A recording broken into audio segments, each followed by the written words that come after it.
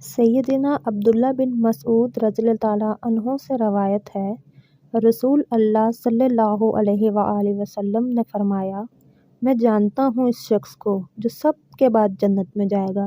یہ وہ شخص ہے جو جہنم سے گھٹنوں کے بل گھسٹتا ہوا نکلے گا۔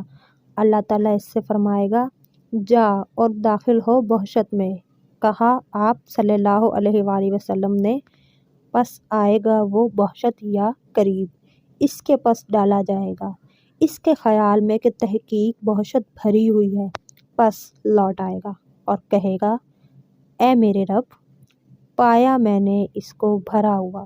پس فرمائے گا اللہ تعالیٰ اس کو، جا پس داخل ہو جنت میں۔ کہا آپ صلی اللہ علیہ وآلہ وسلم نے، پھر داخل ہوگا جنت میں، پھر ڈالا جائے گا، اس کے خیال میں کہ تحقیق وہ بھری ہوئی ہے، پھر لوٹ آئے گا اور کہے گا، اے میرے رب، پایا میں نے اس کو بھرا ہوا۔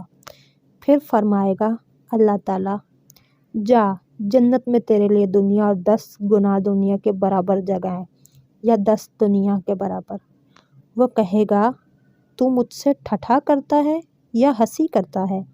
بادشاہ ہو کر عبداللہ بن مسعود رضی اللہ تعالیٰ عنہ نے کہا، میں نے رسول اللہ صلی اللہ علیہ وآلہ وسلم کو دیکھا، آپ صلی اللہ علیہ وآلہ وسلم ہنسے، یہاں تک کہ آپ صلی اللہ علیہ وآلہ وسلم کے دانت مبارک کھل گئے، اور آپ صلی اللہ علیہ وآلہ وسلم نے فرمایا، یہ سب سے کم درجے کا جنتی ہوگا۔